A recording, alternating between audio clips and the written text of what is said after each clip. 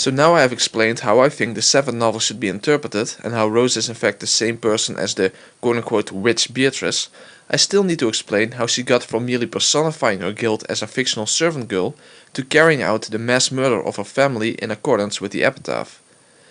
But I will first jump to the end of the line and explain what I believe Rosa's motive is for carrying out the murders, and then after we have that clear, we'll look back at the 7th novel in particular and the 6th novel before that in general to see how Rosa got to that point. Ironically, I believe that the culprit's motive has been in our faces the entire time throughout the first 4 novels. Think about it, what is the very first motive that is presented as the reason for the crime to take place? Well, throughout the first 4 novels we see that Kinzo is trying to resurrect Beatrice.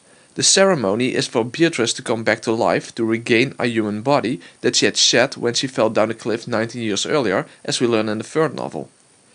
I truly believe that this has been the culprit's true motive after all. In other words, the culprit carries out the murders since she believes carrying out the epitaph in a literal fashion will result in the resurrection of the Kouadorian Beatrice. This may sound confusing since we know that Kinzo is already dead in the first place, but that only means that we need to quote-unquote translate this motive a bit. And given what we now know regarding Yasu as Rosa's quote-unquote creation, and how this character turned into the 3rd Beatrice, coupled together with the lifelong guilt Rosa felt for killing the Kouadorian Beatrice, we can in fact come to understand how this motive would be Rosa's motive. But then of course the question arises, what does any of that have to do with Battler's sin against Shannon? If we only had the first 6 novels, I don't think anyone would really object to my blue truth. But we know that an extremely important part of the reason that the murders occur revolves around Battler not coming back for Shannon. And then there is the furniture's battle for love as well. Moreover, love in general is the key subject that comes back over and over again as the driving force behind the culprit's actions. So what does that have to do with Rosa believing that she can resurrect the Kouadorian Beatrice? Well, actually it has a lot to do with that. But in order to understand that, we need to take a closer look at the epitaph. But let's return to the beginning first. Let's go back to Yasu and her transformation into Beatrice.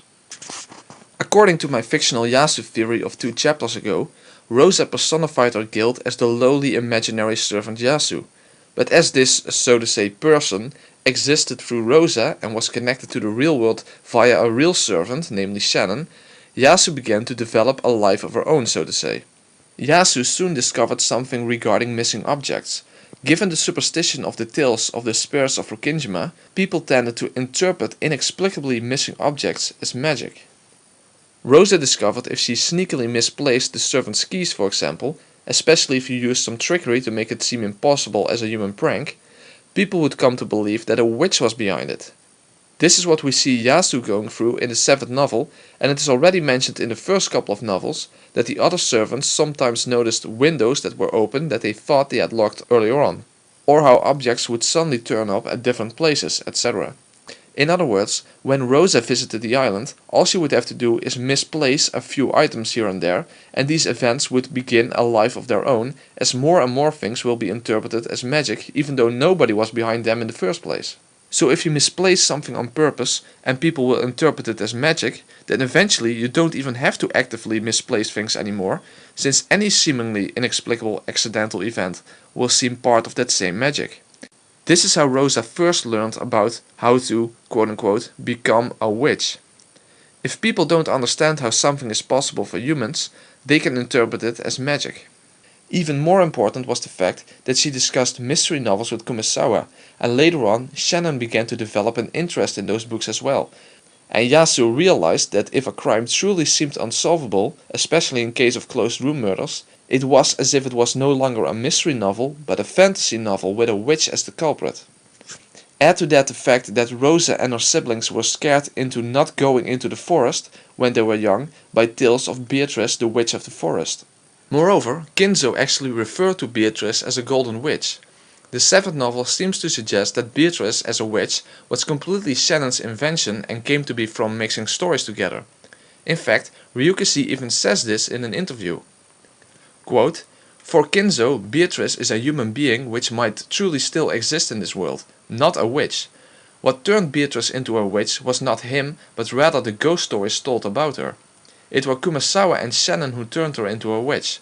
If you exclude the fantastic depiction of her, then Kinzo's Beatrice is just pointing to a human who might be his daughter. And when he talks about his most beloved Beatrice, he means his lover and not any kind of witch.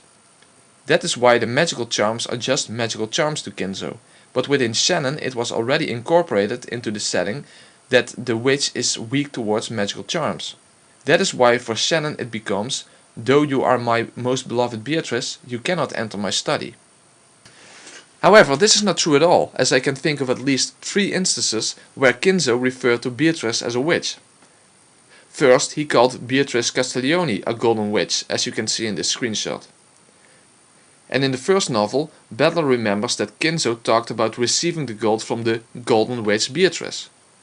I remember that this is from Battler's memory, who hasn't been on the island for 6 years. And of course, Kinzo speaks of Beatrice as a witch in the epitaph.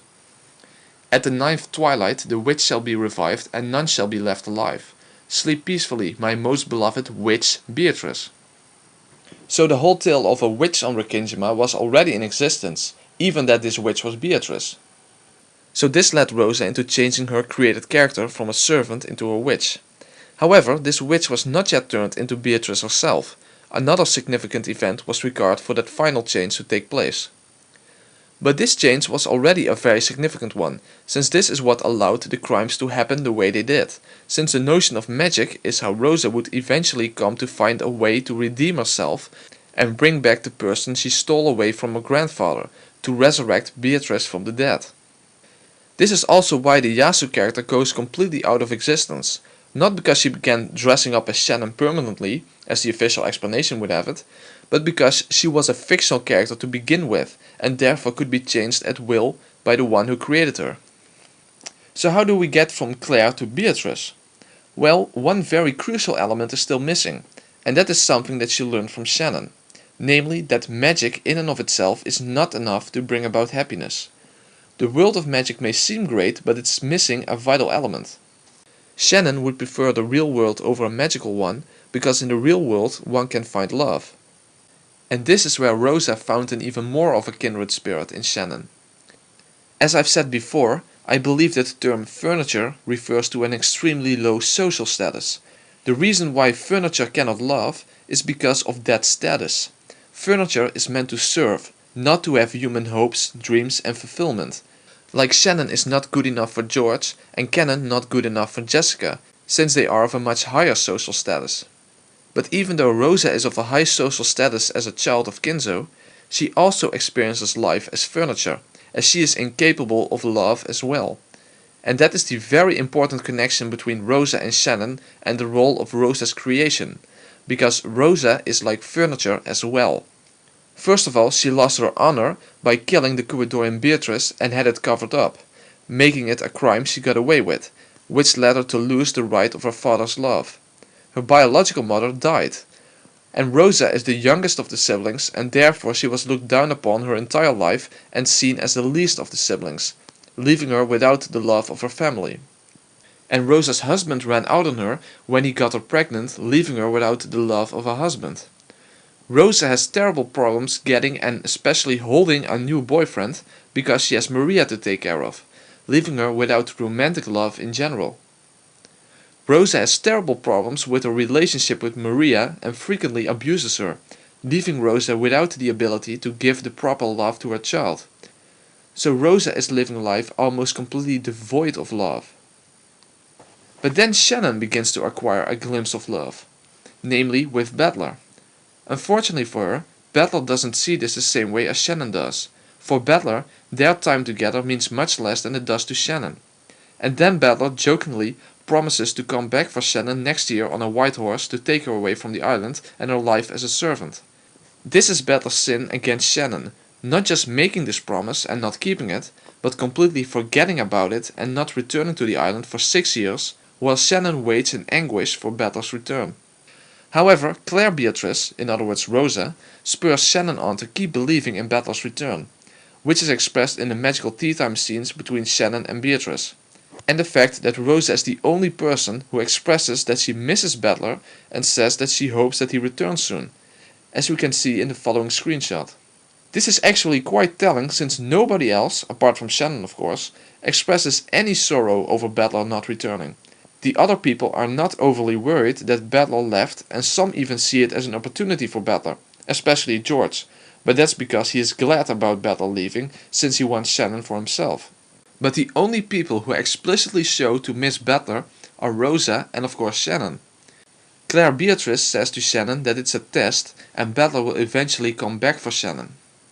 But then after 3 years, when Battler sent everyone letters and Shannon was left out, it became clear that there had never been a promise in the first place. At this point, another radical change took place. Shannon was crushed by the fact that Battler wouldn't return to her, and this was in part Claire Beatrice's fault, as she spurred Shannon on to keep on believing. So now mere words wouldn't be enough. It was time for Claire to act. From this moment on, Beatrice became a sort of Cupid of love, so to say. What I mean by that is that Beatrice's actions began to center about creating love. Her magical world missed the element of love, so she would use her magic to create it. But now, Claire had to make up for what she did to Shannon. Her first act was to provide Shannon with someone else to love her, namely to help a boy who was like a brother to her in the orphanage to a job as a servant in the mansion. This of course is canon, who indeed would love Shannon as a brother. I believe that Rosa pulled some strings to get this done. Remember that Rosa, being from the Ushiyamiya family, is still a wealthy and influential woman, so it wouldn't be that hard to pull some strings to get Cannon to a job at the mansion, as there are new servants from the orphanage every couple of years. How exactly she does this we are not shown, but a little money here and there, and the fact that many children from the orphanage get a job as a servant at the mansion at some point in their lives, and it's not difficult to imagine that Krause and Natsui would see no problem in employing Cannon. And I think that there's actually a hint in the 6th novel concerning this, namely Cannon's debt. When Cannon rescues Battler from the closed room with the chain, he says that he is rescuing Battler not for his sake, but to repay a debt he has to someone. But I'll come back to this issue later on. Her second act was in part symbolic, as Beatrice promised to take Shannon's burden upon herself. The sprout of love for Battler was placed from Shannon to Beatrice. What this would mean in the real world, I believe, is that Rosa would actively help Shannon find new love, which she later does by getting Shannon to pursue George instead, and that she would be the one to worry about Battler. This is where Battler's sin against Shannon start to form a connection to Rosa, but not just to Rosa as a person, but specifically to the Beatrice character. In other words, Shannon's obsession became Beatrice's obsession. From this moment on, the Beatrice character changes into the character we are familiar with, the third Beatrice who looks the same as the Corridorian Beatrice. But the most significant change of all is that around this time, Rosa began manifesting herself as Beatrice to other people. At first only to her daughter Maria, but then also to Shannon for the first time. Remember that until that moment, Shannon had no knowledge of Beatrice outside of her dreams. At least that's how it's presented to us in the 7th novel. Shannon meets Beatrice only in her dreams and then her memories are erased. Instead of this meaning that it only happens in Shannon's head, as in the official explanation, I think that this should be regarded from Beatrice's perspective. In other words, Rosa's perspective. It's actually in the 2nd novel where we see Shannon and Beatrice meeting for the first time. This is the first time Beatrice and Shannon meet outside of Shannon's dreams. She then gives Shannon the butterfly brooch, which represents her magical aid for establishing a relationship. Shannon accepts this and does actually become involved with George. But Cannon rejects Beatrice's help and actually defies her. Cannon defying Beatrice will become very important later on, by the way. After Rosa solved the epitaph and became the secret new head of the family, she is acknowledged as Beatrice by Genji, Kumasawa and Dr. Nanjo as well. This is why it's crucial to not merely pay attention to the 7th novel, since that is not the full story. Especially the beginning of the 2nd novel is very important for understanding the relationship between Shannon and Beatrice, as it seems like Shannon had known Beatrice for a long time in the 7th novel, especially if you are blinded by the official explanation, while in the 2nd novel we are shown that Shannon met Beatrice for the first time just before she started dating George. And Beatrice helps her getting their relationship started. Which fits my theory much better than the official explanation, as Shannon had never regarded anyone as Beatrice before, or ever knew about a person named Yasu, much less actually being either one of them. Not only does Beatrice actually become present on the island and acknowledged as such by other people, but her motivations and actions all become centered around the topic of love, which is the driving force behind Rosa's Beatrice personality. After all, she learned from Shannon that even the world of magic cannot include love in and of itself. Therefore, almost all of Beatrice's magical acts are focused on generating love, replacing love, or fixing it in some way. In fact, the very concept of magic itself is linked to love as something that can only be seen through love. Without love, it cannot be seen. And now Beatrice even took upon herself the burden of Shannon's love for Battler. It's not that hard to imagine why Rosa would do all of this. For example, through her Beatrice persona, she is finally able to show love to her daughter. After she solved the epitaph and getting acknowledged as Beatrice by the servants and Nanjo, she is now the magical ruler of Rokkinjima at night. And being there for her father as Beatrice at the moment of his death, she was to some extent able to atone for her crimes. And she showed her superiority as a witch by using magic to create what the magical world previously lacked, namely creating love for Shannon. But this is as far as Rosa could go. The most crucial things are still missing. Even though she has solved the epitaph, the witch that revived was still weak.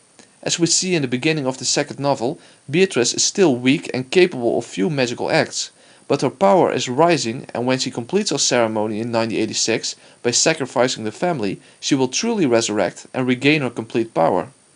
But as we know, the real person behind the Beatrice character has already solved the epitaph. So why is there still this issue of regaining complete magical power and resurrecting Beatrice? To understand this, we need to take a closer look at the epitaph. Rosa solved the epitaph in the symbolic way it was meant by Kinzo, but the treasures of the Golden Land didn't become hers at all, apart from gaining all the gold. But I think money means very little to Rosa. Yes, we often see her complaining about her debts, but remember that this is how she acts to her relatives. After all, those supposed debts would in part be her own fault anyway, as she shows more interest in getting into a relationship with a man than taking care of her own company. So I don't think that Rosa truly has debts, as she has 20 billion in gold, nor does she care that much about her company anyway. I think the fact that Rosa has virtually no love in her life and being a murderer in her own view is much more on Rosa's mind than how her company is doing. So, how do we get from Rosa's initial personification of her guilt to the mass murder of 1986? Through Yasu to the first forms of Beatrice to taking Shannon's burden of love upon herself, we arrive at the epitaph. However, even after solving it, Rosa only obtained the first of the treasures that the epitaph promises, after she solved it symbolically. So why do the murders take place in accordance with the epitaph? Why from the magical perspective do we see Beatrice trying to bring about her own resurrection? And why do we see Kinzo having gathered his family and gambled his and their lives for the witch's resurrection ceremony? It is because that's what the culprit is after. Rosa is carrying out the epitaph in a literal fashion now to truly become a witch. As already was said in the first novel, you can only gain a lot if you are willing to risk a lot, and the outcome of such a miracle is what Kinzo called magic. In other words, if you gain the first treasure by solving the epitaph in a symbolic way, then acting it out in a literal way may result in the rest of the treasures. As the epitaph says, the witch will praise the wise and should bestow 4 treasures. One shall be all the gold from the Golden Land. One shall be the resurrection of the souls of all the dead. One shall be even the resurrection of the lost love. One shall be to put the witch to sleep for all time. I think that Rosa believed that if she carried out the epitaph in a literal fashion, she could gain the treasures of regaining lost love for everyone and resurrecting the dead. Kinzo would revive together with his beloved Beatrice from Kuradorian, Battler's sin against Shannon would be redeemed, perhaps even Rosa's husband would come back to her, and Maria would finally have a nice mommy again, and furniture can become worthy of love, etc. Now whether or not Rosa truly in her heart of hearts believed that carrying out the epitaph in a literal fashion would indeed result in a miracle, I don't know. Maybe from her perspective it was truly a gamble. I guess she didn't think that she had anything else to live for anyway. Even money cannot buy the things she wanted. She had very, very little to care about in her life. So Rosa begins preparing for the murders, and her interest in mystery novels helped her plan many closed room scenarios. After all, Yasu learned that if the trick to a closed room mystery is not discovered, it can seem like something magical would have to be behind it. So in order to carry out the witch's resurrection ceremony, Rosa made several plans for carrying out murders in seemingly magical ways. These plans she would write down on pages torn from her daughter's diary and placed in the message bottles that were found after the murders by fishermen. But why did she do that? I think for two reasons. The first would be the desire to be understood, which will become important later on.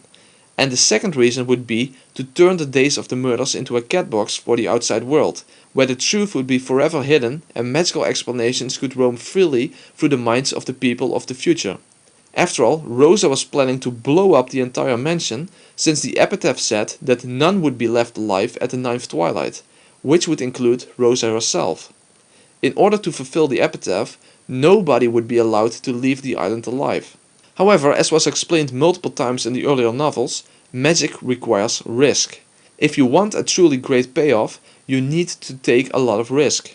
That's why if someone would solve the epitaph, Rosa would lose her rights to claim the Ushir family as her property to use for the ceremony, and she would lose her own game. She allowed fate to be the determining factor. If she would win, she would win. If she would lose, she would lose. This ceremony was her gamble. But how is this connected to Battler? That's actually not that easy to explain because there are multiple aspects to Battler's place in Beatrice's ceremony. First, she wanted someone to understand her. Since she carries Shannon's burden of love for Battler, she wanted Battler to acknowledge her as a witch. Battler's return enabled her to get George's help in carrying out the murders. And the murder mystery needs a detective.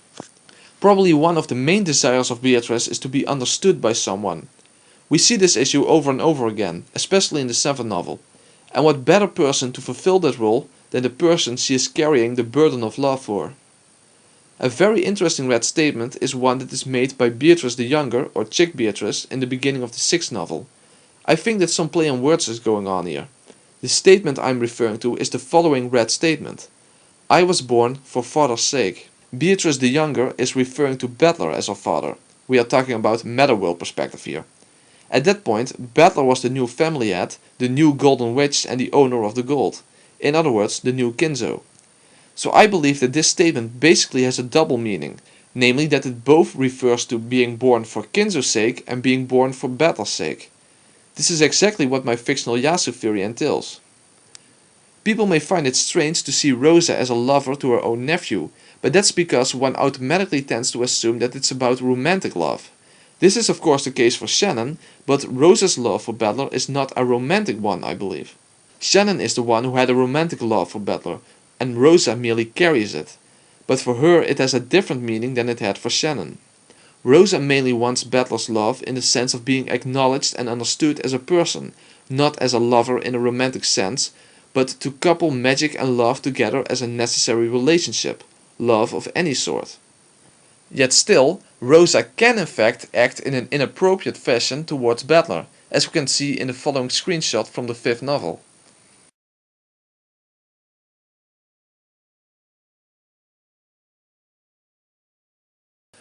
The final thing that is relevant to Rosa's motivation is the furniture's love battle.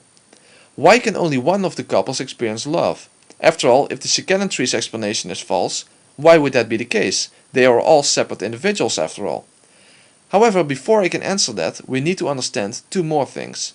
Namely, the motivation of another person who is part of this group of lovers, and another aspect to the relationship between Beatrice and Shannon. So this will be explained at the end of the next chapter. As I stated before, but haven't yet explained, is that Battler's return also enabled Rosa to carry out her ceremony, since it was the thing that needed to happen in order for her to get George to help her carry out the murders. As Claire said in the 7th novel, the murders would probably not have occurred, or at least not in the same way, if Battler had returned a year earlier or a year later.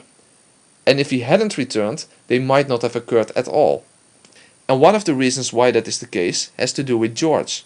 After all this magic stuff and reviving Beatrice has nothing to do with him. That's all about Rosa. So why would George team up with Rosa to butcher his own family in the first place? What does George have to gain from helping out Rosa? Or in other words, how did Rosa convince George to be her accomplice in murder? It is of course easy to understand that Rosa would not be capable of carrying out her ceremony all by herself, she would require some help. But in order to get someone to help her carrying out a mass murder, she would need someone with a strong motivation and determination. So let's now turn to George's motives for killing his family.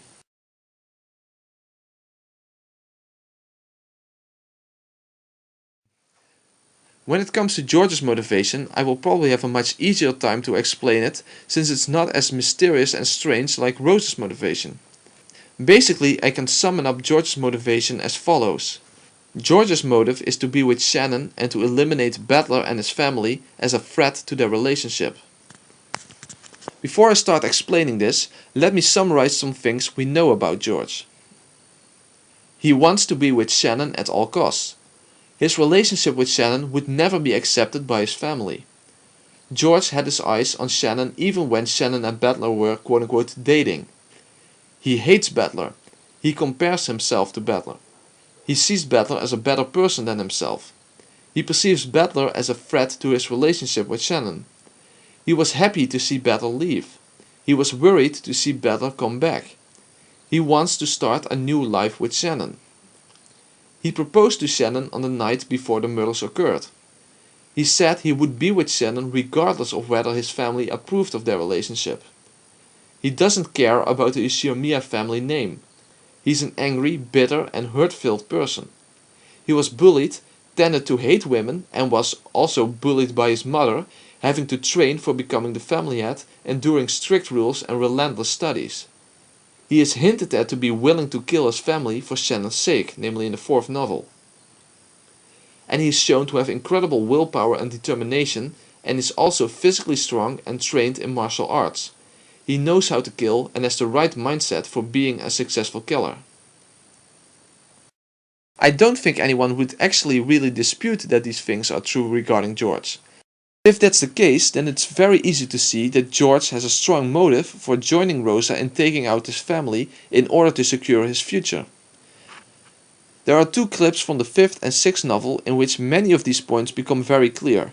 Let's watch those clips now. The first one is from the 5th novel.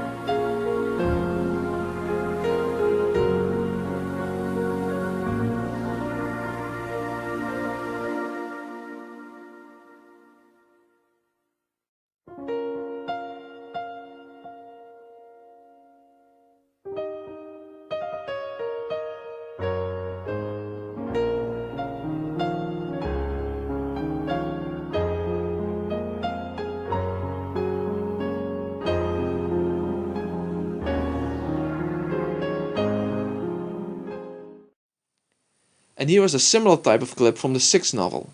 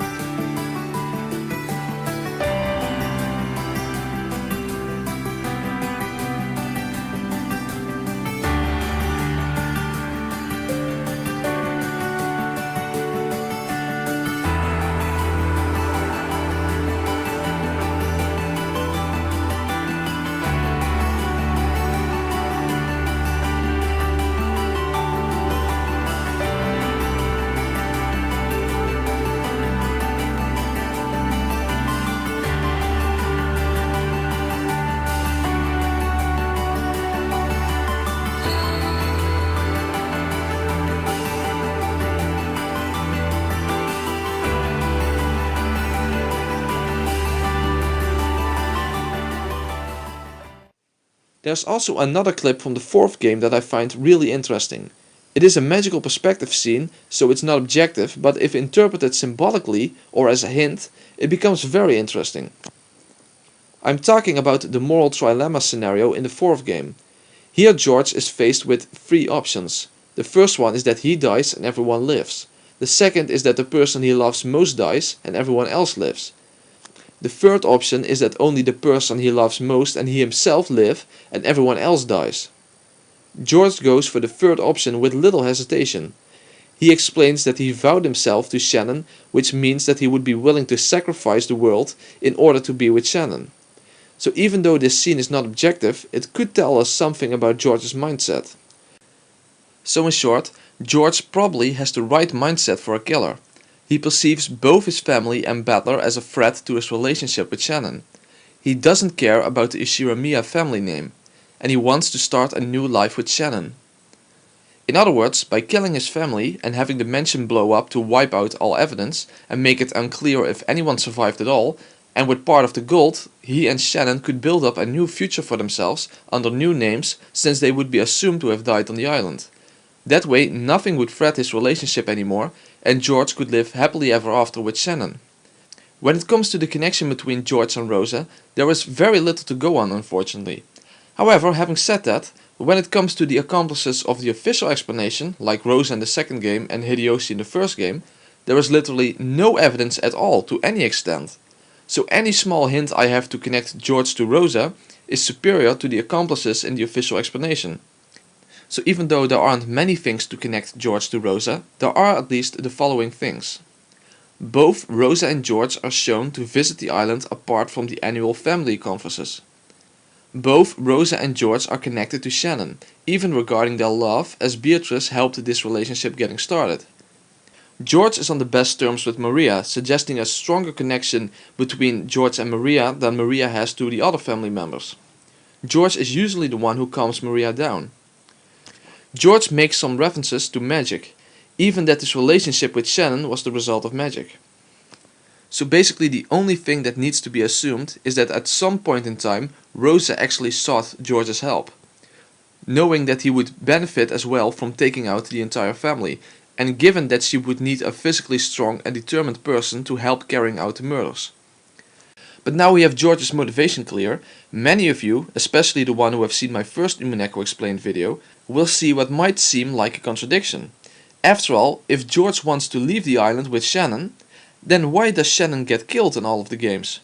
Not only that, in the first game, George gets blown up at midnight together with all the other survivors. So why does that happen then? Isn't this a problem? Actually, this conflict is a very relevant and explanatory aspect of my theory, but this will be explained in the next chapter. But for now, whatever may be the reason for that, if George wanted to leave the island with Shannon, he would essentially have to fake Shannon's death or make sure she survives till the end. He might also have to fake his own death. Even as a contingency plan, it would come in handy to be able to fake his and Shannon's death, if for whatever reason the bomb wouldn't go off. Even though their supposed corpses would go missing, there at least would have been witnesses who believed they have died. It would also be wise from Rosa's perspective to have the option of fake deaths available, considering that she wants to create seemingly impossible murder scenarios. But in that case, they would require the help of a doctor who can perform fake autopsies. Other people may be fooled into believing that a living person is actually dead, but a doctor would probably be difficult to fool. In other words, both Rosa and George would require Dr. Nanjo as an accomplice, because if they won't have Dr. Nanjo on their side, they wouldn't be able to fake their deaths. However, getting someone to assist you in a murder scheme is not that easy if that person doesn't really have a motive on his own. What would be Nanjo's motive to take part in this crime?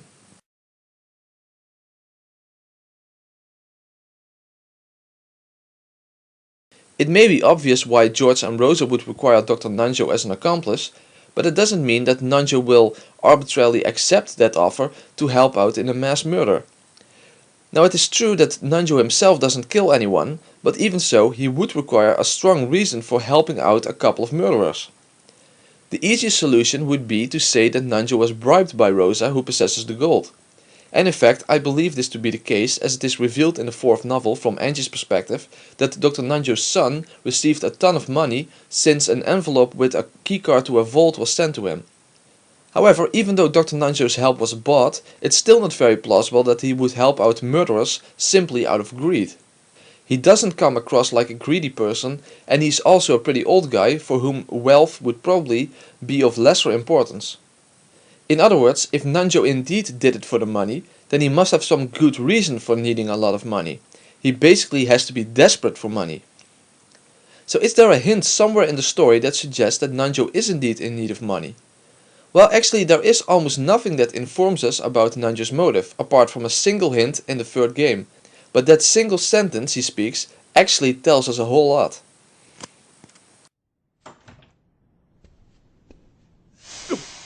あんた先生、誰かいるの？第9の晩に魔女は蘇り、誰も生き残れはしない。やめてくれ。わしには病弱な孫がおる。ここでは死ねんのだ。Here we learn something that was never mentioned before and never gets mentioned again after that. But it actually provides us with Nanjo's motive. He apparently has a sick grandchild and says that he cannot die now because of that. This may be Dr. Nanjo's motivation for helping out Rosa and George. If his grandchild has some terrible illness and needs an expensive operation that his family cannot afford, then it becomes apparent why Nanjo is in need of a large sum of money. It also explains why he in particular would feel responsible, since he himself is a doctor. And Rosa has the ability to offer him a lot of money, which Nanjo already knows, since he was there when she became the new head of the family. Put that together with the fact that Nanjo is not part of the Uchiromiya family himself, and would most likely value his own family's well-being over the well-being of the Uchiromiya family, and I think we have found Dr. Nanjo's motive for helping Rosa and George. However, as is stated in red, Dr. Nanjo is not a killer. He doesn't kill anyone, he only helps out setting up the murder scenarios. But he would never actually kill anyone for Rosa and George's sake. So, there you have it, the two culprits and their accomplice. We have the whodunit and the whydunit of the story clear, apart from one other aspect that I will need to discuss in the next chapter. But before I can go into that, there are still some things I need to deal with. So let's first talk about the position of the servants.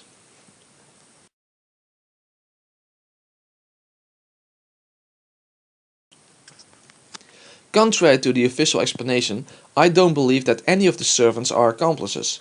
Moreover, all scenarios can be explained without them being accomplices, contrary to the official explanation. However, I do think that the servants are involved in some sense, but not in the sense of actively helping out the culprits like Nanjo is. When it comes to Genji, I believe that he probably knows what is going on, but simply lets it happen. We know that Genji's personality is almost like that of a robot, and he's extremely loyal to the family head, which would be Rosa. So I think his attitude can be summed up in what he says in the servants' room scenario in the second game, that the fate of furniture is determined by the family. So even though he doesn't actively help out Rosa and George, he stands by passively and let everything run its course.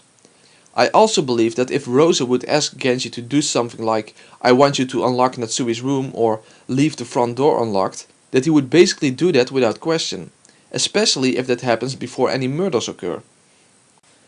When it comes to Shannon, I believe her attitude is summed up by the magical perspective of the second game and the third game.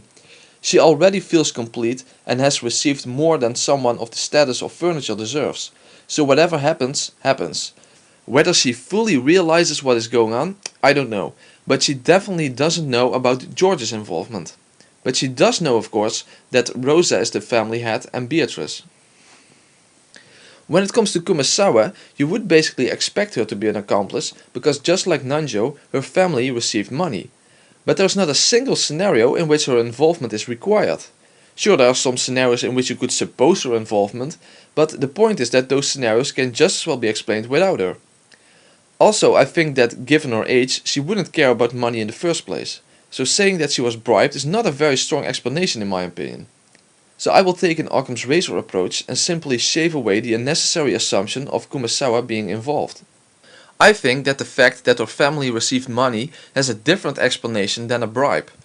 Given the fact that it was Kumasawa who took care of the Kuidorian Beatrice for her entire life, and the fact that Kumasawa was regarded as a sort of mother by Yasu, I think that Rosa provided Kumasawa's family with money out of gratitude.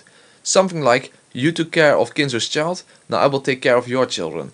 Which is actually quite disturbing when you really think about it.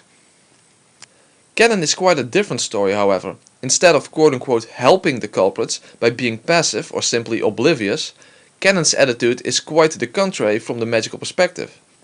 Canon actually goes against Beatrice on multiple occasions. He doesn't accept Beatrice's help to bring him and Jessica together and smashes the butterfly brooch. He fights against Beatrice's demons in both the second and in the third game. He helps the survivors escape in the fourth game, and there's the very interesting situation of the boiler room in the first game, where he says that he will bring down Beatrice's resurrection by, in his words, being the zero on her roulette. In other words, Canon is Beatrice's enemy and actively goes against her at multiple occasions. Canon doesn't come across as a cold-blooded killer at all, which is what he would be given the official explanation, but instead he is shown to be willing to sacrifice himself if necessary. Just keep this in the back of your head for now. When it comes to Goda, he is the most oblivious person on the island, who has no idea what is going on and doesn't even know about Kinzo's death. But there are two instances where he is directly forced to lie for the culprits and then is isolated from Battler afterwards. This happened in the second and in the fourth game, and will be explained in detail in chapter 8. So now I am done with everyone's motives, but as I said before, there is still the problem of the conflict between Rosa and George's motives, and the issue of the furnace battle for love, in which only one of the couples will be able to experience love. And then there is also a different motive in the fifth game, in which someone is trying to frame Natsui. So what is that all about? So let's move on to the next chapter, in which I will put forth what I call the betrayal theories and the scapegoat theory.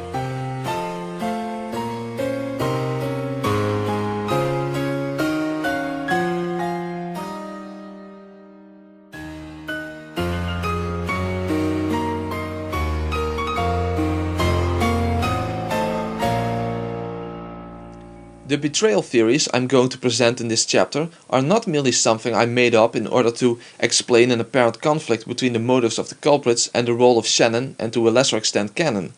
This is actually something that the story calls for and is something that gets pretty much ignored in the official explanation. Even in interviews I have seen pretty much no account for this, and to what minimum extent it is discussed, it's accounted for in a very weak and unconvincing fashion.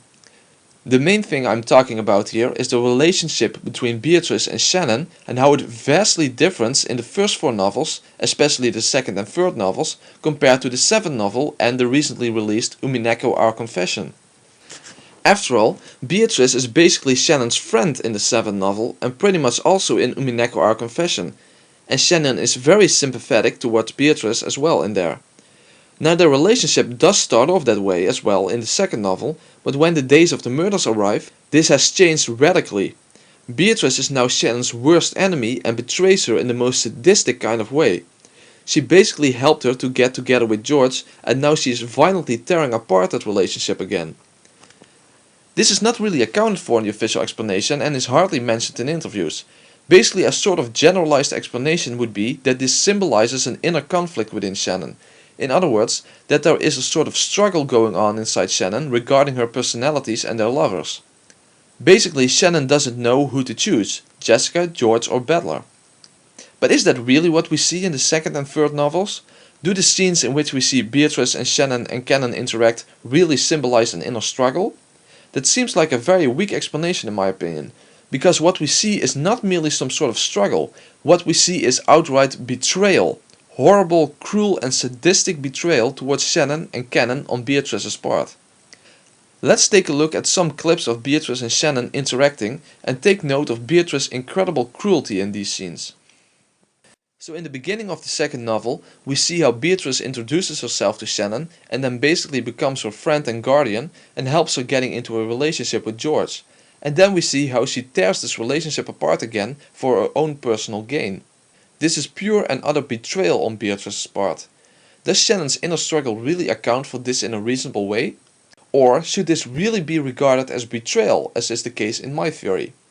After all, this betrayal is exactly what is to be expected, given that Rosa is Beatrice and the main culprit who is trying to carry out the epitaph in a literal fashion. She did set up Shannon's and George's relationship, but now she needs everyone, including them, as sacrifices for a ritual. After all, on the 9th twilight the witch shall revive and none shall be left alive. No one is allowed to survive, not even Rosa herself. In other words, the culprit in the magical perspective. So, why does this happen?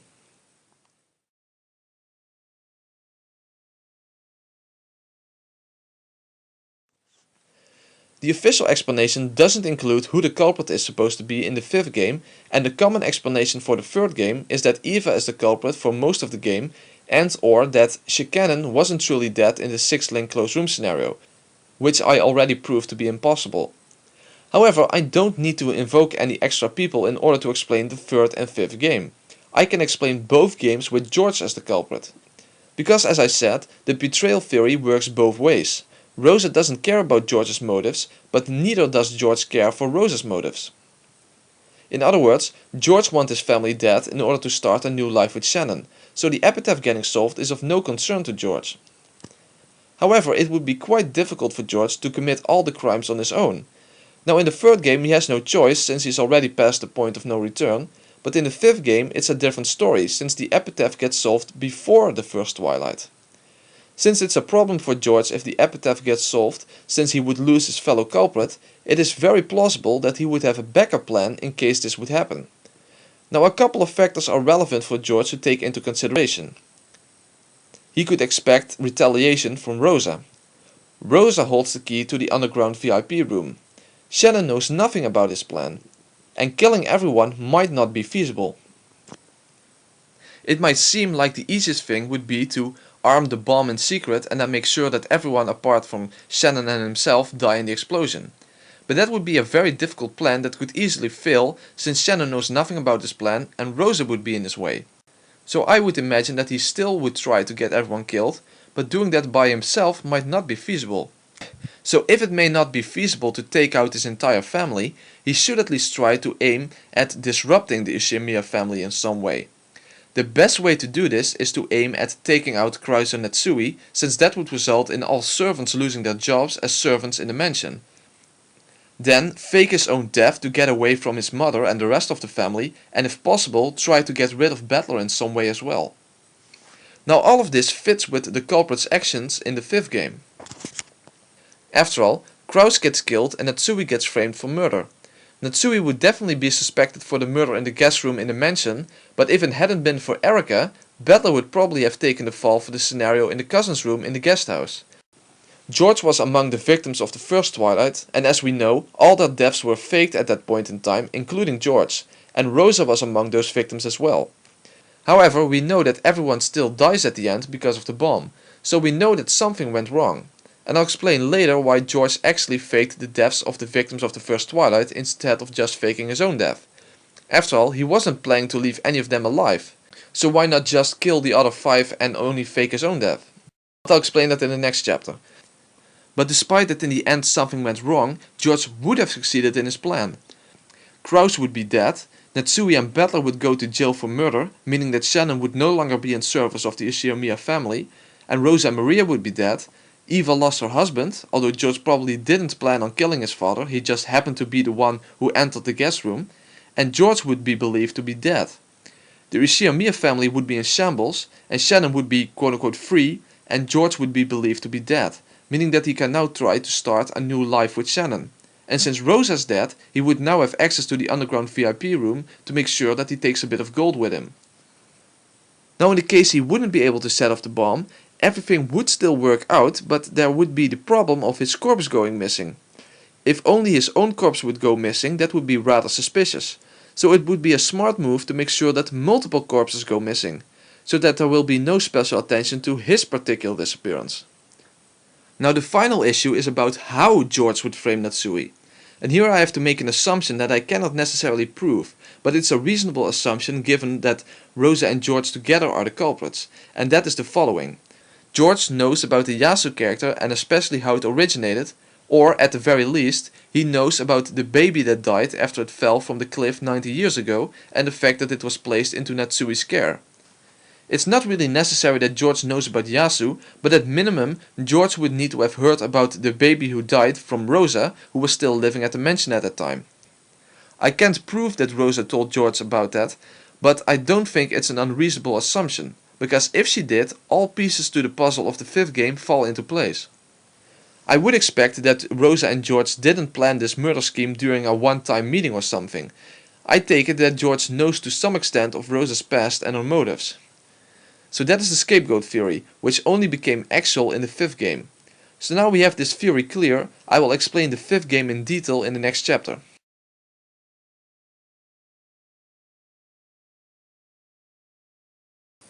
So now we have finally all the information we need to understand the furniture's love battle without the Shikanon tree's explanation.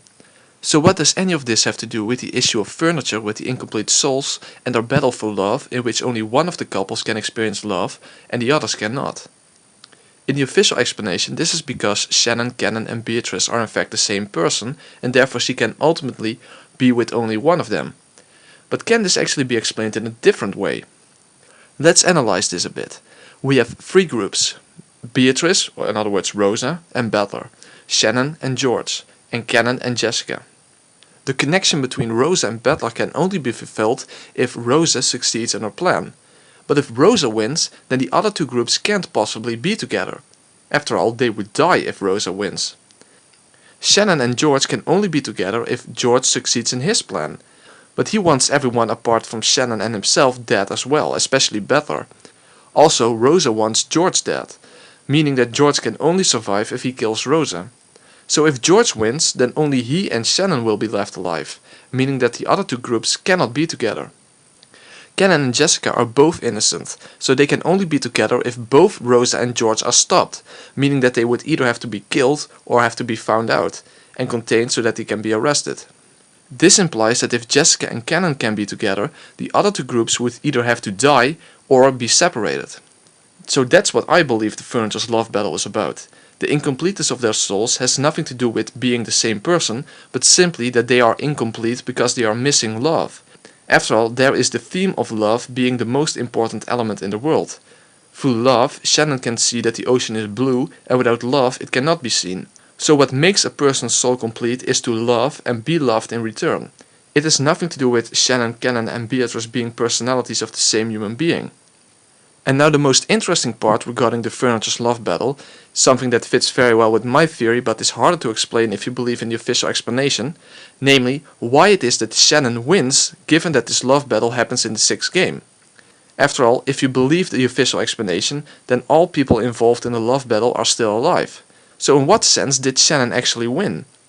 However, this can easily be accounted for given my theory. After all, if my explanation of the 6th game is correct, then Rosa was decapitated by Erica and Cannon was shot to death by Erica in the closet. Meaning that the only group in which both people are alive consists of George and Shannon. That's what I believe is the reason that Shannon won the love battle, because she and George both survived while Cannon and Rosa didn't. I can even account for why at the end Beatrice and Butler still end up together, since Beatrice did save Butler from his closed room through Cannon. Let's take a look at what Cannon says exactly.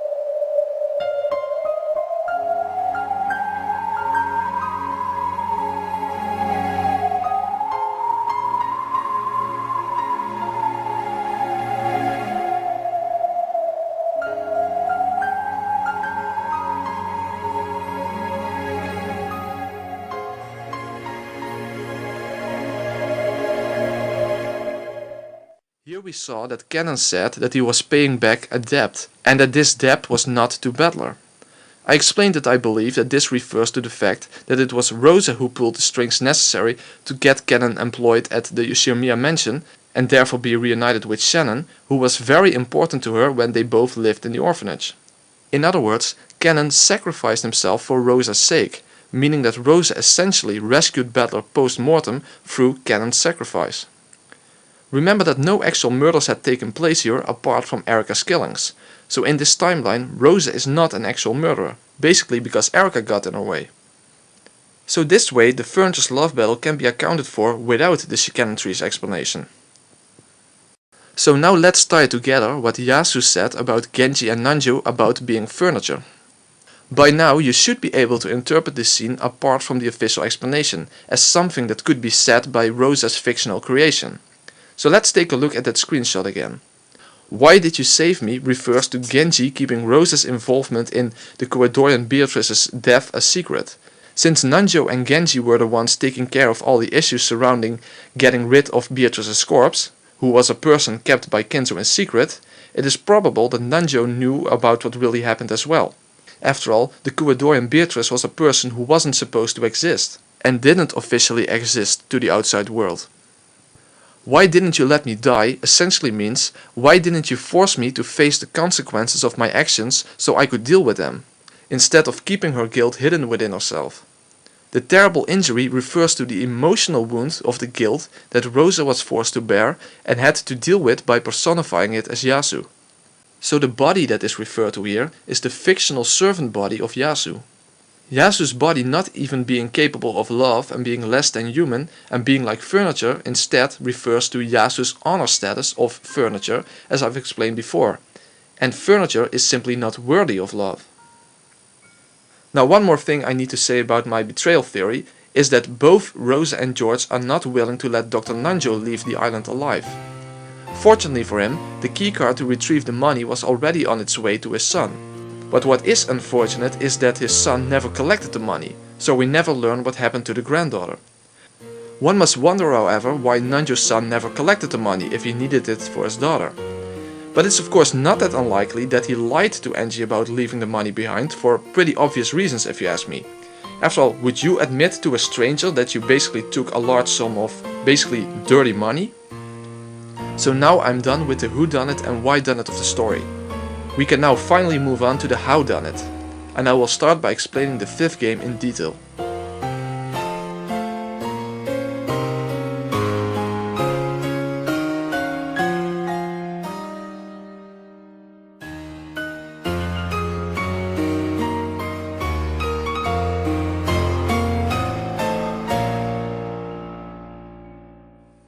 Natsui received a phone call from the man of 19 years ago. This is a very short phone call which scares Natsui, but if he wouldn't call back, she would probably just remember it as some sick sort of prank. This happens before the days of the murders, so it would be safe to assume that this actually happens before any of the games. After all, in the other games we don't really know what happened to Natsui before the days of the murders. However, in the first 4 games, George didn't have to give Natsui another phone call, since everything went according to plan. But in the 5th game timeline, the epitaph was solved before the first murders, meaning that George now had to set his backup plan into motion. The first thing that disrupts Rosa's and George's plan in the 5th game is that around the time Rosa was about to hand the first letter to Maria as Beatrice, Maria is confronted by Erica Furudo. Because of this, the evening goes quite different as planned and extra attention is paid to the epitaph because of Erica's interest in the riddle. After the family decided to go to bed, Rosa stayed behind with Battler to do the dishes and they discussed the epitaph together. Rose in fact provides Battler with a hint to solve the epitaph. A short while later, Erica and Battler solved the epitaph, meaning that Rosa lost her gamble. But I actually think she was very much relieved by this result, especially given that it was Battler who solved the epitaph instead of anybody else. Rosa is like one of those serial killers leaving behind hints for the police because they essentially want to be stopped. In fact, that would be a pretty good description of how Rosa is as a killer. In fact, it's even part of the official explanation that Beatrice has some sort of desire to get caught. Moreover, Rosa is pretty upset that Natsui and Kraus try to deny Battler the right to the family headship. In fact, it was Rosa who challenged Natsui to go ask Kinzo about whether or not Battler should be the new head. Of course, knowing that Natsui cannot do so since Rosa was there when Kinzo died. Even more, she decided to officially make Battler the new family head by giving him Kinzo's ring through an act of Beatrice's magic. Given that she herself would be present at the conference, she had George deliver this letter in a magical fashion. So here we are at the first major riddle of the 5th game, namely the letter in the hallway and the knock on the door. This was actually a rather difficult riddle in which almost no options were left available due to the many red statements concerning this scenario. So my take on this riddle was essentially purely deductive in order to find out what would be possible in the first place. When I discovered a possibility that was allowed by the red statements, I first thought that the solution to this riddle was not hinted at any place in the story. But when I reread the 7th novel, I actually saw my solution hinted at in the beginning of the 7th novel by Will, even though he was talking about an unrelated case. Nevertheless, here in this screenshot, you see the solution to the riddle of the letter and the mysterious knocking sound.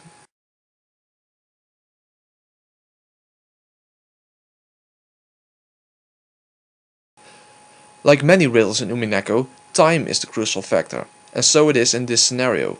The illusion is that it seems like the knocking sound and the letter appear exactly at midnight because the clock in the hallway sounds for midnight.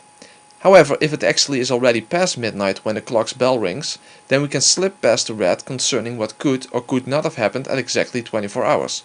After all, the red is the absolute truth, so when the red says at 24 hours, it's about the real time of 24 hours. But if the clock only rang for midnight at, let's say, 15 minutes past midnight, then there is a possible way for someone to knock on the door and place the letter there. Now, who could have placed the letter there and knock on the door?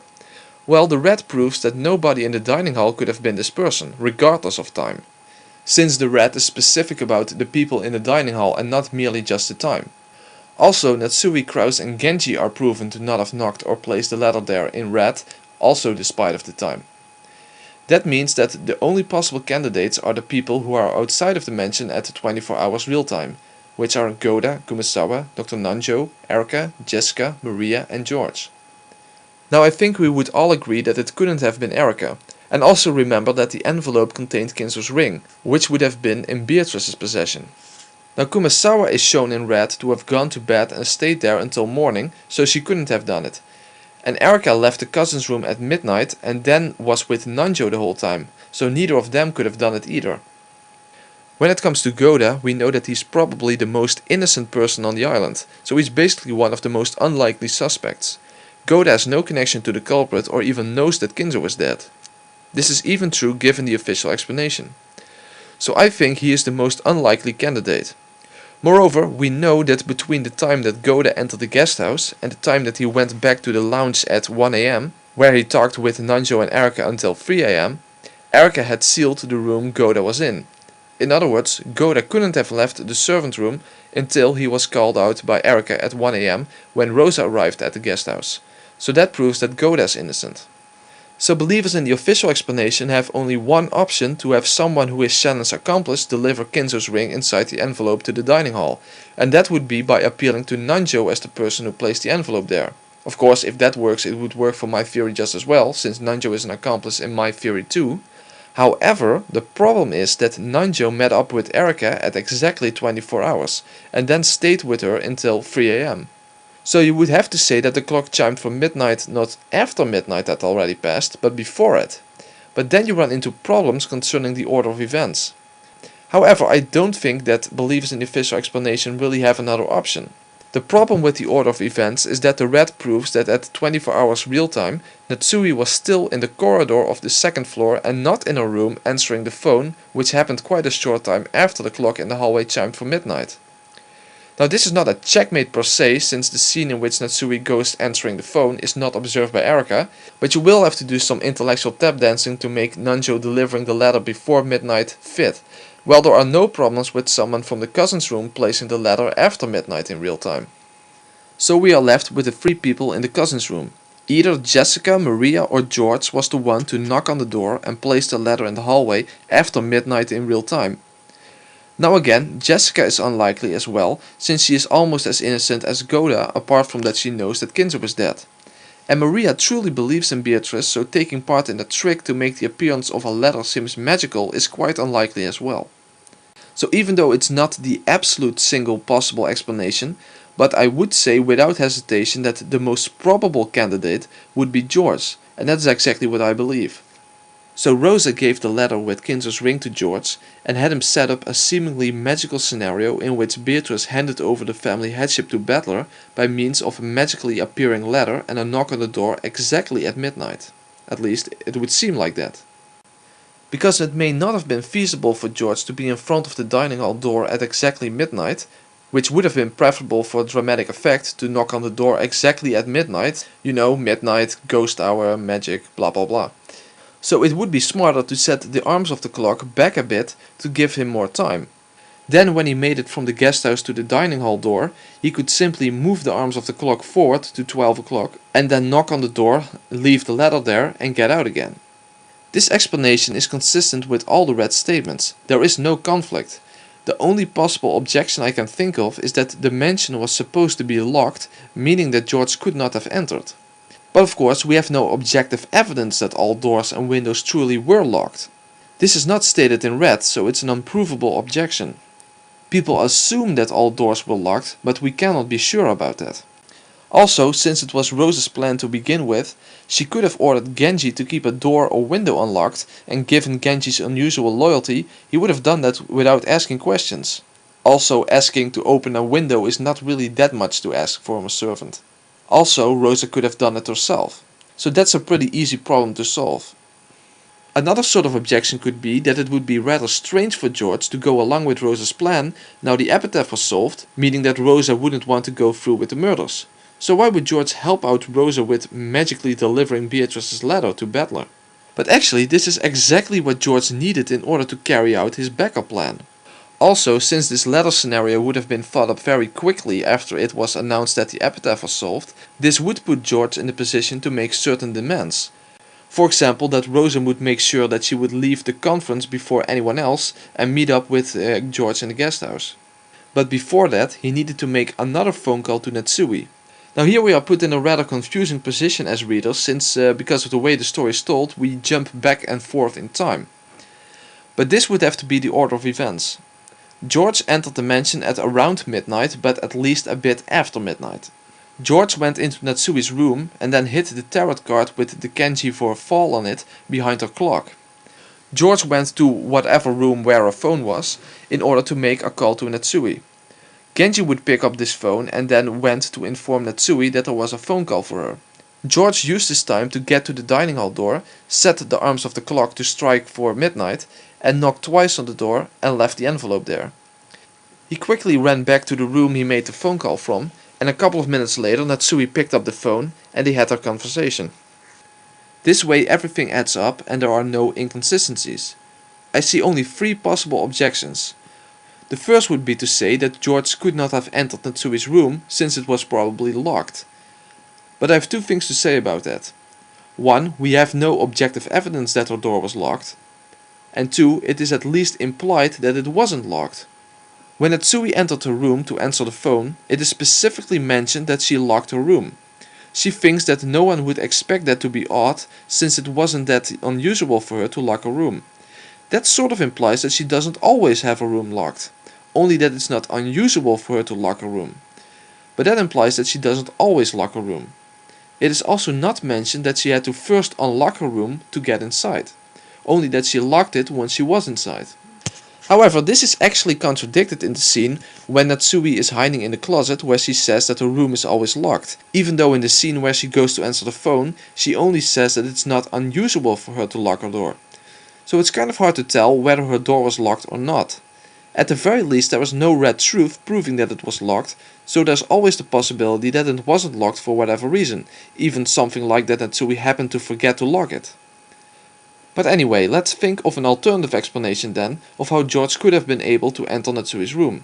And this is where Rosa might have come in. After all, Rosa has control over especially Genji since she is the true head of the family, so if she told Genji to leave Natsui's room unlocked, he would probably have done that without asking questions. All George needed to do is demand that Rosa had this arranged or he would not deliver the letter. Since there was very little time available after the epitaph was solved for Rosa to arrange that George would deliver the letter at the dining hall, Rosa would have little time to argue about any demands George would make. So George could even get away without explaining why on earth he wanted Natsui's room unlocked in the first place. Rosa wouldn't really have any options if she wanted her magical appearing letter scenario. Essentially, the only real problem I have with the fifth game is this issue of Natsui's room being locked. It's the only thorn in my theory regarding the fifth novel. But as I demonstrated, there is no objective evidence that demonstrates that Natsui's room was locked, and there are ways to explain how George could have entered Natsui's room even if it was locked. Furthermore, the windows in Natsui's room are not even mentioned throughout the entire fifth novel, as far as I'm aware of, so if a window had been open, then that could have been a way for George to enter the room, in which case it would become irrelevant whether the door was locked or not. So even though this first objection is indeed a bit of a problem, it can be solved in multiple ways. The second objection would be that it is mentioned that it's 7 past midnight on Natsui's clock. So that seems to contradict my theory that the clock in the hallway gave the wrong time. However, if George had entered Natsui's room, then I suppose he would be smart enough to change the time on Natsui's clock as well, otherwise he would probably have noticed the inconsistency. The third objection would be that George could not have known that Natsui's favorite season was fall. After all, there is the following red truth that Natsui stated later in the game. I never told anyone except Shannon that I like fall. I believe that this statement is there to support the Shikanon tree's deception, not because it is actually relevant. I will explain in a minute why it would be impossible for Shannon or Cannon to have made a phone call to Natsui, but anyway, there are two ways to account for the tarot card. First, there is the possibility that he heard it from Shannon that fall is Natsui's favorite season. He is her boyfriend after all, so it might have come up in conversation. The red only proves that Natsui told nobody except Shannon what her favorite season was, but it says nothing about whether or not Shannon told it to anyone else. But even simpler, George didn't actually have to know what Natsui's favorite season was. After all, he didn't just tell her what her favorite season was, Natsui said it herself, that fall was her favorite season, and then George pretended that he knew that all along, and the card was meant to deceive her into believing that he indeed did know that. But this is a very transparent magic trick. All George had to do is to hide 4 different cards in Natsui's room in 4 different places, 1 for each season. Then he simply had to guide Natsui towards the location where the card was hidden with the kanji on it for the season that Natsui would mention as her favorite season. So as far as I'm aware, there are no inconsistencies with my theory. And since any theory would have to include the fact that the person on the phone can twist their voice so that Natsui won't recognize who it actually is, there is no problem for it being George. Since if that would be a problem for George, it would be a problem for literally everybody. So that would be an unreasonable objection. Now I want to put forth yet another problem for believers in the official explanation, namely that it would be impossible for Shannon or Cannon to have made the phone call to Natsui, because Shannon and Cannon were in the dining hall at 24 hours and remained there until at least 1 AM. In other words, whoever made the phone calls to Natsui, it couldn't have been Shannon or Cannon. And this same problem applies when Natsui is called in the morning, because Cannon and Goda knock on her door when she's still on the phone. So believers in the official explanation would basically have to believe that it was Genji who called Natsui. I will let you all determine for yourselves how likely you think that explanation would be. When it comes to what happens after this, things are not overly clear. In fact, things become very ambiguous. At this point, the culprit would have to have gone after Genji and Kraus, but we don't really know where they are located at what point in time. What we see is that Kraus and Genji go to the dining hall. However, the red truth states concerning Genji, when Genji finished transferring the call, he immediately returned to the waiting room. So that would mean that he couldn't have gone to the dining hall. So basically I can present the following blue truth. There is no objective evidence available to establish Kraus's location after midnight. So I believe the following, another blue truth. The culprit attacked Genji in the waiting room somewhere after the finishing of the phone call and before 1 AM. He then faked Genji's death using a fake death drug and fake blood. According to the red truth, Eva sealed the waiting room at 1 AM and never checked inside the room, meaning that the unconscious Genji was discovered and believed to be dead by Cannon and Kumasawa the following morning when they broke the seals. And concerning Kraus, the culprit attacked Kraus at an undetermined location in the mansion at some point before 1 AM. There is no evidence of what state Krause was in from that point on, but it can be assumed that he was tied up and unconscious. The culprit then left Krause behind and returned the following morning. Right after Natsui received another phone call, the culprit killed Krause. Since the red shows his corpse was never moved after his death, the blood traces in his room were fake blood. And then, concerning George himself, George is the culprit and was located in the mansion a short time after midnight and returned to the guest house before 1 am. Erica then returned from the book storage room with Nanjo and therefore never noticed that George had left the guest house. So now we can move on to the cousin's room scenario.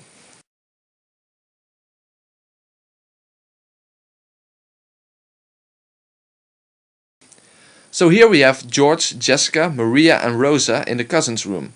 All of them are in a state of fake death and covered in fake blood. Special attention had been paid to faking wounds on their necks so that to the untrained eye it could have been seen as a lethal neck wound that, when being in an overly emotional state of shock, would have been regarded as incredibly gruesome and deep wounds, when in fact in reality their necks were completely intact. I don't know if George had already attacked Jessica and Maria before he went to the mansion or not, but it doesn't really matter. In the end, what would have to have happened is the following. George attacked Jessica, Maria and Rosa in the cousin's room and made sure they were unconscious using the fake death drug. Using fake blood, he made it look like a murder scene. Then he faked his own death. Basically, the biggest deception throughout the fifth game is that the reader is led to believe that George, Jessica, Maria, Rosa and Genji truly were dead. However, as became clear near the end of the trial, they could not have been dead, and this is proven with the red by showing that their bodies were never moved after they died.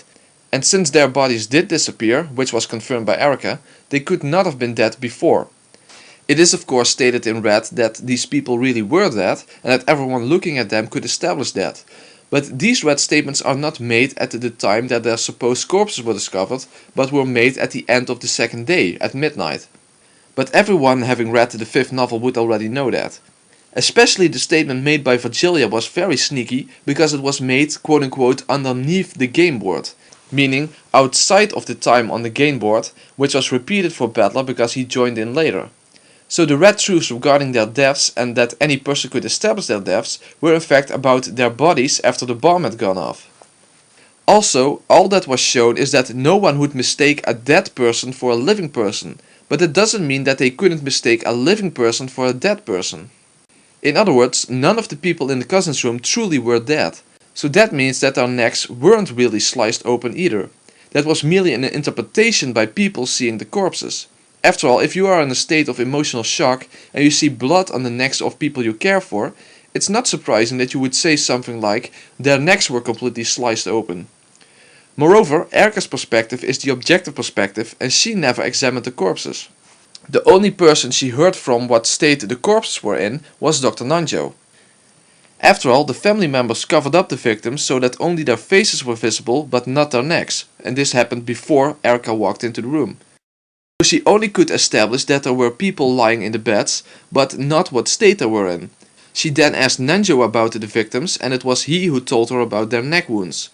Now Nanjo would have realized that these people were not really dead and that their necks very much were intact, but since he is George's accomplice, Dr. Nanjo lied to Erica about the state George, Jessica, Maria and Rosa were in.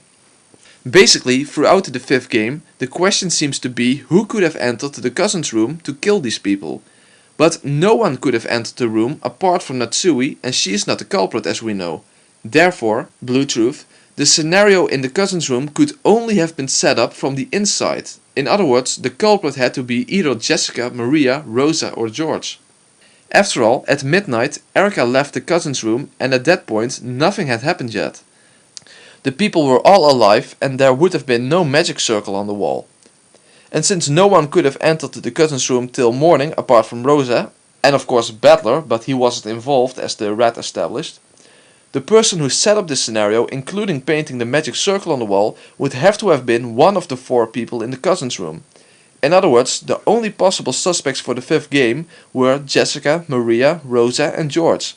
One of them had to have been the one to set up this scenario. Another little hint that points towards George is that it was his watch alarm that woke up Battler in the morning.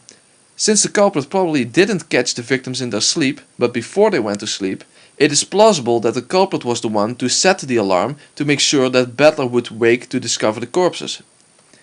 I believe that the magic circle was basically just a last-minute idea of George, which he painted in a hurry and didn't really do a good job on.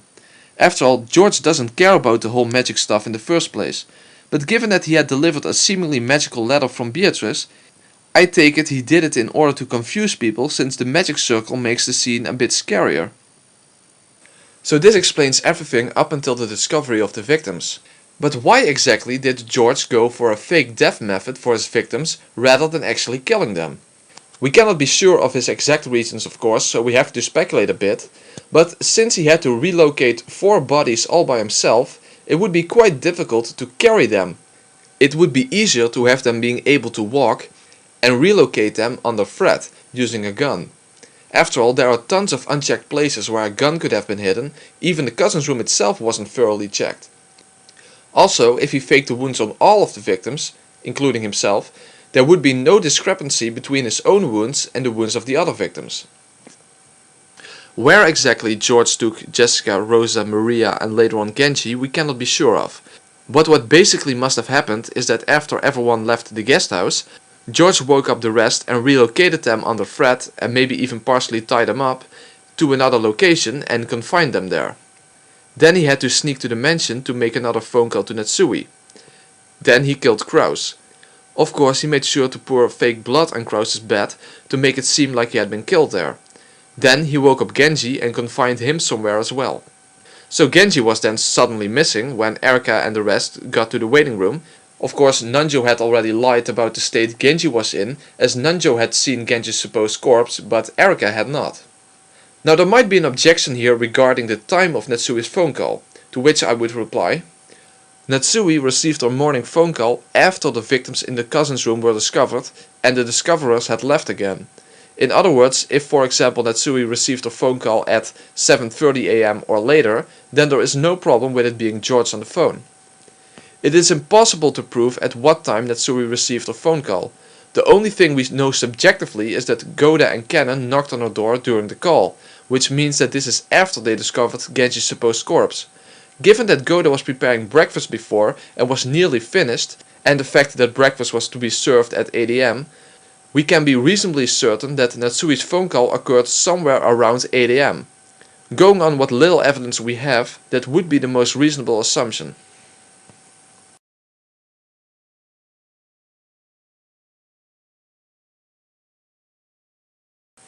George ordered Natsui to hide herself in the closet of the guest room at 1 PM as part of his plan to frame her for murder.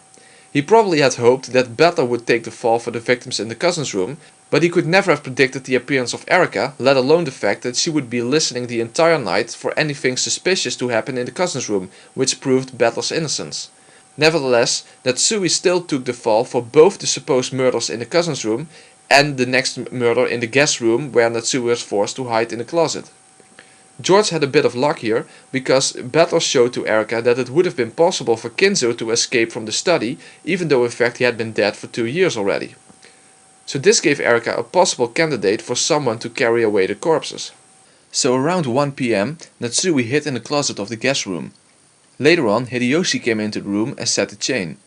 Then he was murdered and a stake was stabbed in his back. Due to his screams, the other people were alerted, which resulted in Goda cutting the chain and everyone bursting into the room to find Hideyoshi dead on the bed. Then Erika came in after she checked if the windows on the room were really locked, including the shutters. The room wasn't thoroughly searched apart from Goda looking in the bathroom section of the room, so Natsui wasn't discovered. Her presence was only proven much later when Erika discovered a button missing from her clothes in the closet. So I think that the trick to this murder is extremely simple, namely the following. George was hiding under the bed before Natsui came in. When his father entered the room, he killed him and hid under the bed again. Nobody looked under the bed, so he was never discovered. Since George was believed to be dead, no one suspected that he had ever been in the guest room in the first place. The only place that was checked was the bathroom, and Goda saw that nobody was there. But even in the bathroom there could have been a hiding spot that Goda didn't notice. After all, Goda's perspective is subjective. Only if Erika had checked the bathroom we could have been certain that nobody had been hiding there. But since nobody looked under the bed, this would have been the most plausible hiding place. When I first read the scene, I actually expected it to be a trap murder, but since Erica never discovered any evidence of this, it seems to go against the rules to claim that it was an indirect murder by using a trap. I think that the fact that Hideyoshi was the victim was purely incidental. All that George needed was for someone to enter the guest room, and it just happened to have been his father, which probably was his least favorite victim. But nevertheless, he was willing to kill him in order to frame Natsui. He would never see his father again anyway.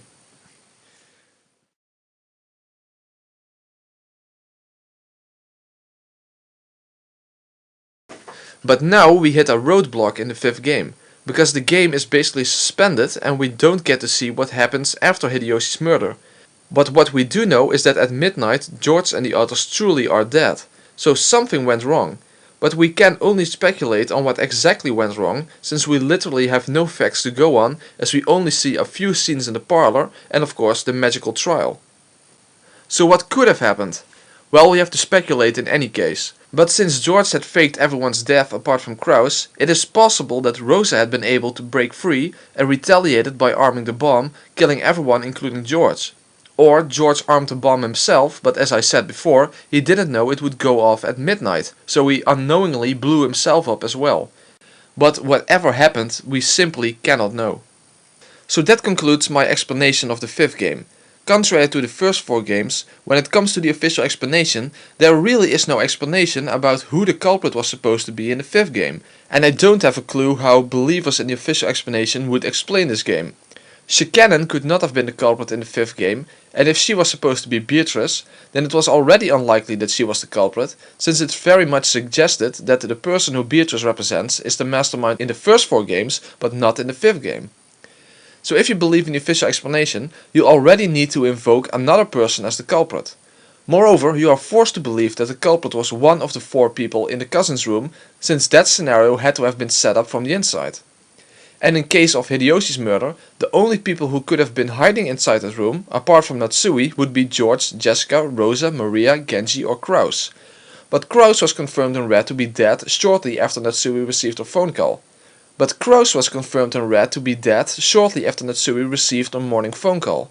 Also, it is shown in red that Kraus is not the culprit, so he is off the list. Natsui is confirmed in red to not be the culprit, and Genji is not a killer, as we know due to the red from the 4th novel, and Jessica didn't commit murder either, as we know from the 3rd game. Maria is also an unlikely culprit for multiple reasons. First of all, because she believes in Beatrice, and second of all, that it would be difficult for her given her age, which limits her both physically and mentally. So that leaves only Rosa and George as plausible suspects. In other words, the 2 culprits of my theory were the only plausible candidates in the 5th game to begin with, and it should be obvious why George is a far more likely suspect than Rosa in this particular game. Nevertheless, if anyone has an alternative explanation for the 5th game, then I would love to hear it. But the only other thing I could think of would be to claim that just like the 6th game, the 5th game began as a joke as well, meaning that it was all an act. However, that is a very implausible explanation. First of all, there is zero evidence that it was a prank, and there is literally nothing in the 5th game that even remotely suggests this. Also, since the epitaph was solved, the family would have other things on their minds than playing a prank on Erica. Moreover, in this game, the family isn't that annoyed by Erica in the first place. In fact, they are thankful that she helped to solve the epitaph. Also, given Natsui's trial in the parlor, it wouldn't even begin to make sense that it was all a prank. So that explanation is just pretty much impossible. At least my explanation is possible, plausible, consistent, coherent and elegant. It is especially elegant because I don't need to invoke some random person as the culprit in the 5th game, as there were 2 culprits to begin with. The only real problem was Natsui's room being locked around midnight, but that objection is both unprovable and can be solved in multiple ways. So at this point I have explained basically everything that needed to be explained regarding the 5th, 6th and 7th novels. But there is just one little thing that I need to discuss first before I can go into the whodunit of the first 4 games. Namely, something that came up in the 5th novel and also in Will's solutions to the first 4 games. Namely, the cold truth.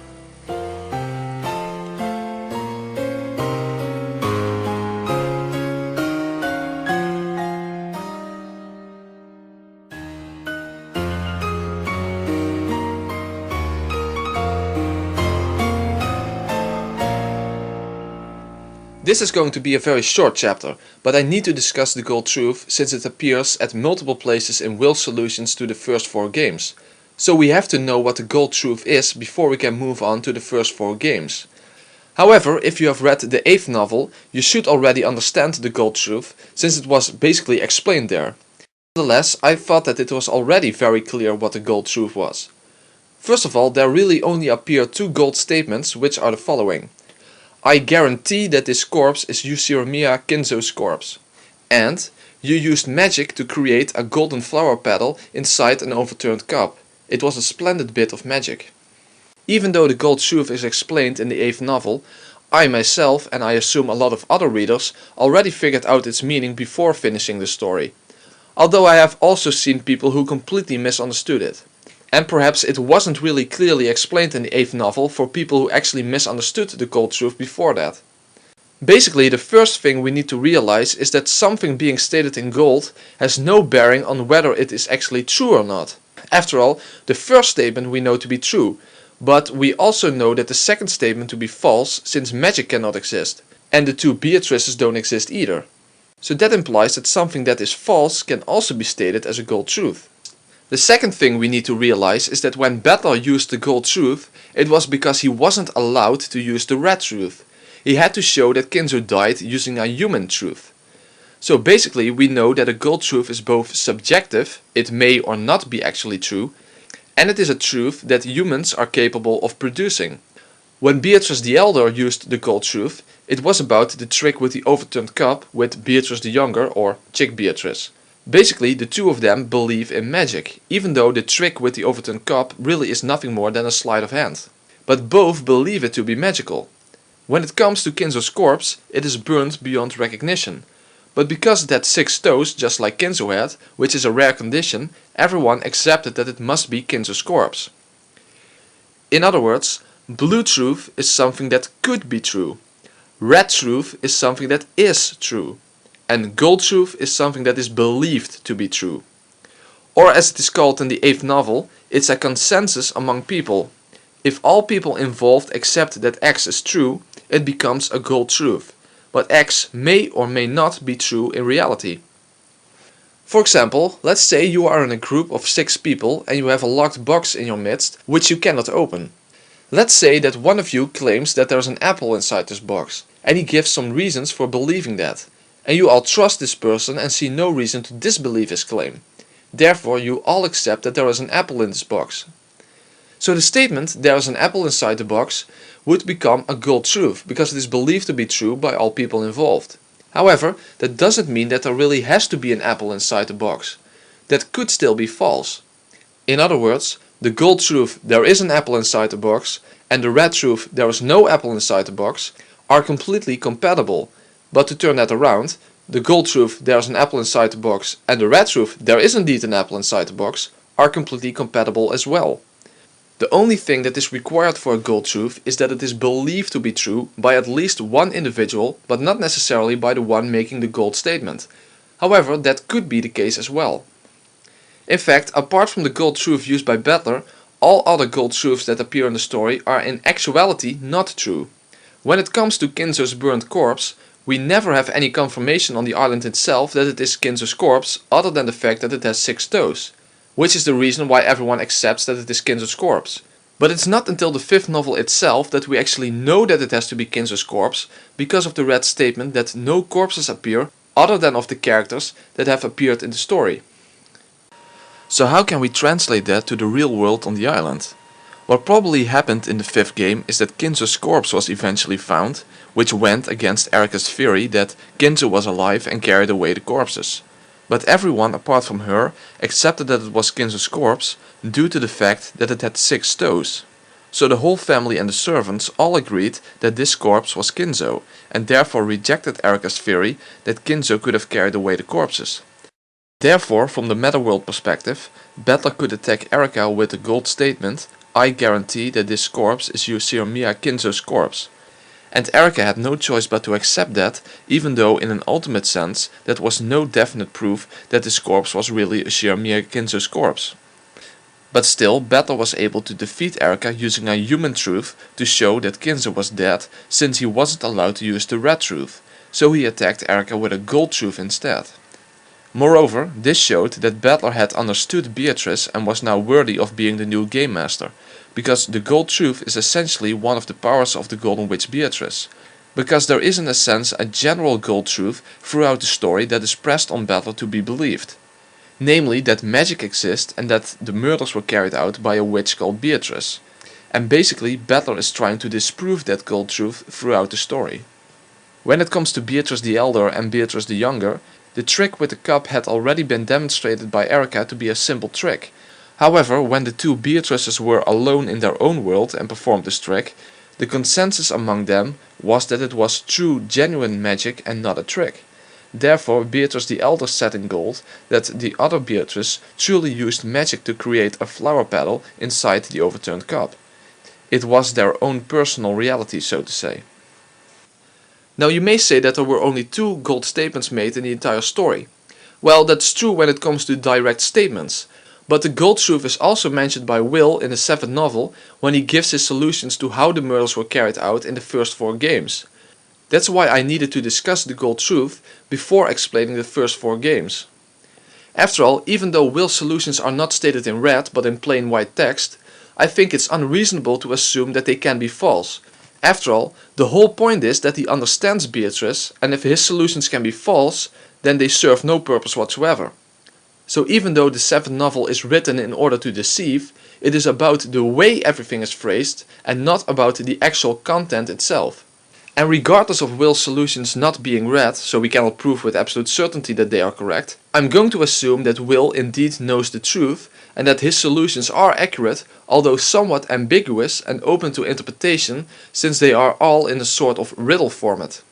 I also believe that Will's solutions are phrased in such a way that people believing in the official explanation will see his solutions as confirming that Shannon is the culprit and also that she is the same person as Cannon.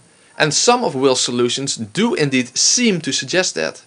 However, I will demonstrate that my theory actually fits just as well with his solutions, and in my opinion fit even better actually. So this is what most people will probably consider the most important part, the howdunit of Beatrice's games. So can the first 4 games be explained with Rosa as the main culprit, George as the second culprit, and Dr. Nanjo as the single non-murdering accomplice? And does it fit Will's solutions? I will now demonstrate that I can explain all of the murders with just these 3 people, but not only that, I will also challenge the official explanation here and there and demonstrate why my solutions with George and Rosa as the culprits are superior to solutions with Shannon as the culprit.